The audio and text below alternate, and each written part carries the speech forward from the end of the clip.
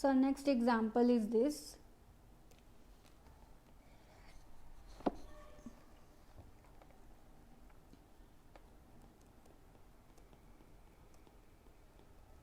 So this example will also make clear what is the use of non-determinism and why it's actually required.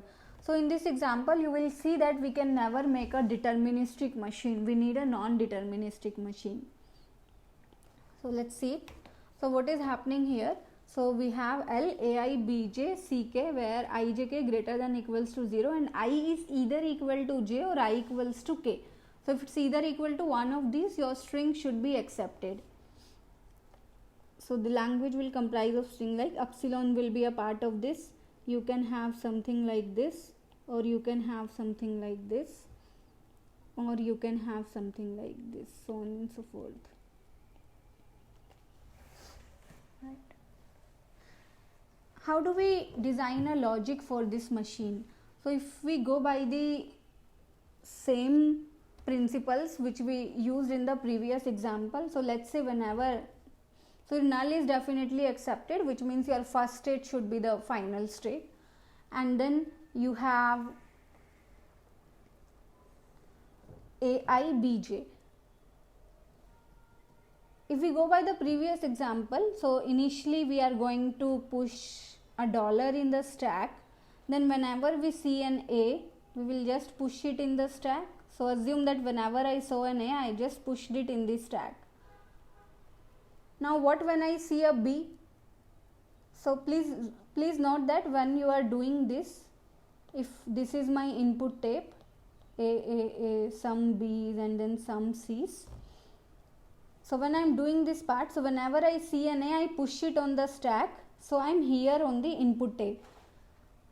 So you should recall that you can never rewind the input tape. Once I have reached here in the input tape, there is no way I can go back. So I pushed all these A's. Now whenever I see a B, assume I start popping these A's. Right? I saw a B, I popped these A's and there is a remaining, let's say, and assume that the number of B's is basically not equal to number of A's. So one of the two cases can happen. One or two A's would be pending when I'll be popping them on reading the B's, or the another case can be I'll see a dollar and there will be more B's. But I can still not reject my string, because it can be the case that the string is AI, Bj, Ck where I equals to k, right? So I cannot reject the string on the basis of only B's. So when I have read all these B's here, I popped these A's and I found that the number of A's was not equal to number of B's. Now I have to compare the number of B's with the number of C's. But since I have already popped all these A's, I cannot compare it to the number of C's. So hence this method fails in this particular case. What we can do is, if you remember again the case of a NFA, if we were given two languages, L1 and L2, and we wanted to make a machine for a third language L3, which is L1 union L2. How would we do it?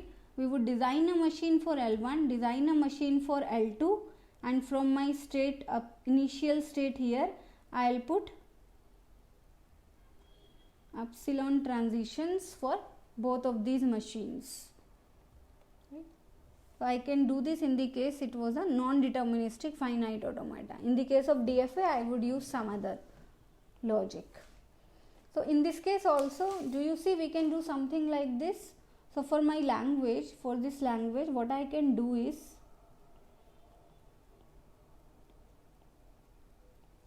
I can write L1 as AI, Bj, Ck, where ijk is greater than equals to 0 and I equals to j, and then I can write L2 as AI, Bj, Ck, where again I, j, k greater than equals to 0 and I equals to k.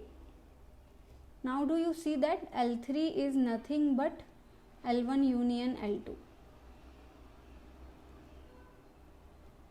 So if I could design a push down automata for L1 and push down automata from L2, then I can have my first machine here, second machine here, and then from my initial state I can design epsilon transitions to both of these.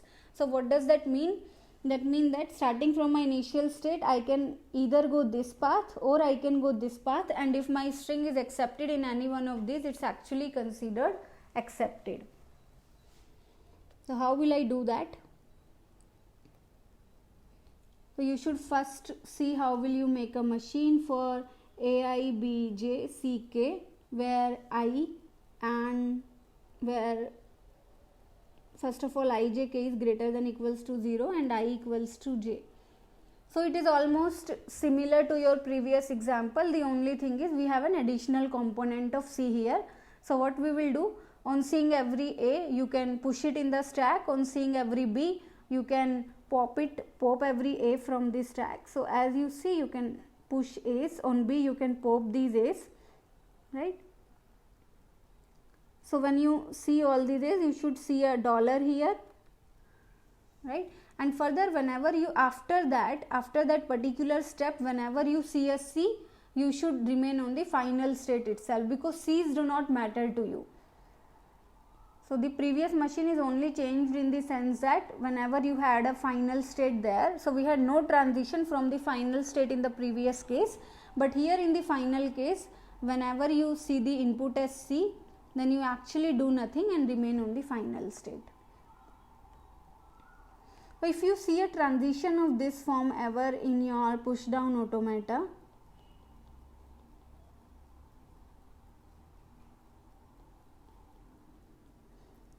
what it means is here your stack remains unchanged. So you are popping an epsilon and you are again pushing an epsilon back. So in this case, neither your anything is pushed on the stack nor is anything removed from your stack.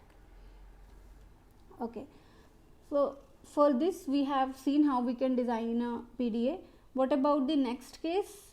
ai, bj, ck, where I, j, k is greater than equals to 0 and I equals to k. So here what you can do, again whenever you see an a, you just keep pushing it on the stack. Definitely there will be a dollar here. After that, whenever you see a b, so assume that this is the state where you come after pushing all the a's. Whenever you see a b, you actually do nothing and remain on the same state, and whenever you see a c further, you move to the next state and then start popping these a's, and again use the same principle. So I am leaving this as a homework exercise to design your PDA for this particular case, design your PDA for this particular case. Once you are done with both these PDAs, how you can merge this? Assume this is P1 here and this is P2 here. Let me assume this is P1. This is your initial state of P1. These are your final states of P1. I am designing them in exactly the same way as we did for your NFAs. Again, this is your P2. Right. Now, I want to make a third machine which accepts all the strings recognized by your P1 union P2. So, I will have a new initial state. Right. And you should also notice that in P1 and P2, for this particular example, we have seen both of these will also be the final state. There should be no doubt about that, because your ij case can be zeros. Now what, from your initial state, what I can do is, without reading anything on the input, without looking at the top of the stack, I actually do nothing and I can jump to this particular state in P1, and same thing I can do with P2 here. So I actually made two branches for P1 and P2. For the first branch, so your machine can jump here or it can jump here. So it will actually simulate both of these, and if in any of these you reach the final state, your string will be accepted.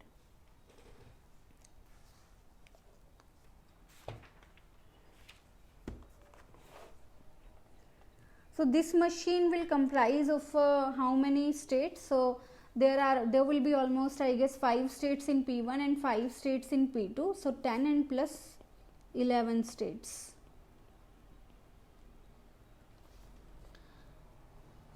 So you can use this principle to design a machine In CPSR, a slightly different way has been used which can do the same thing in actually 7 states.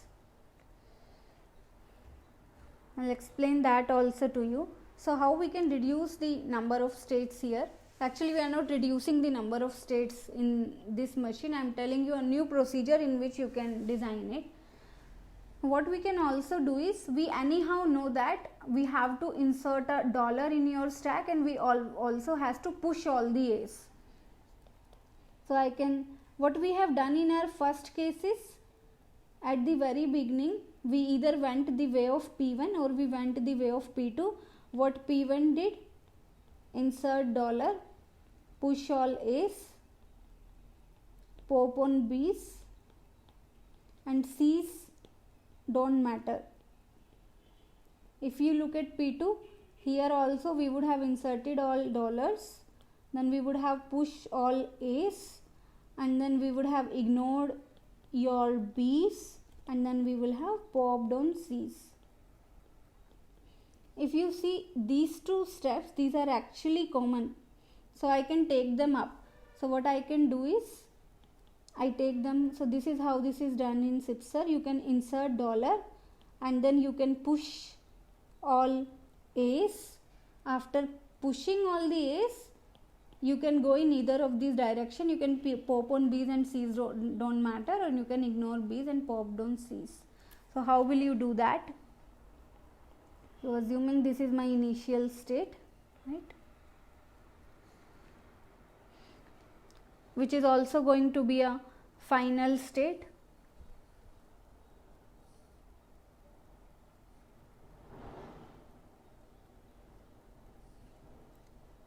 Without seeing anything, I just inserted a dollar. So this step is for just inserting a dollar.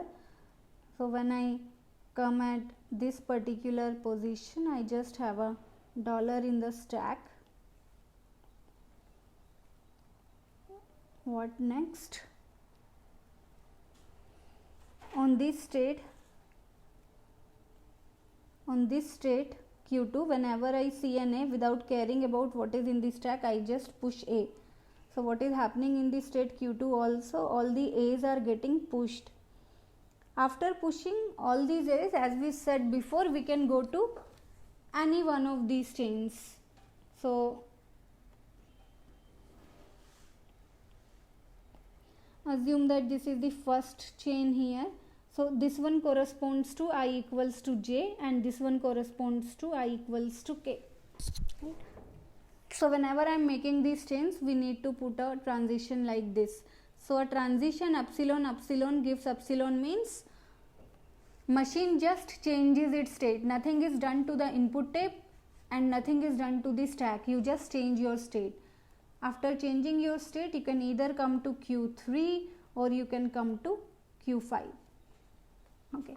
When you come to Q3, what is happening? I equals to J. So basically number of A's is equal to number of B. So I use the same principles which I used in the previous examples. So whenever I see a B on the input and A on the stack, I just empty it, and as soon as I see a dollar in my stack, I just move to this final state. Now on this final state, if my input is not complete and I see more B's, I will move to the dead state, rejecting that. But here if I see a C, then that doesn't matter. So this part is actually telling you C doesn't matter. What about the another case in this Q5? So here B's do not matter. So whenever I see a B, we do nothing. So this corresponds to B's doesn't matter. And here, so here you see there is a slight trick here. You have something like this, right? So you should see what is happening here. So on Q5, whenever we see a B, we just remain on this same state.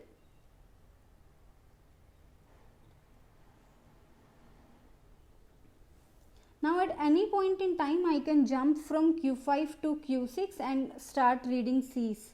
So whenever we read C's, we just keep popping A's, and as soon as I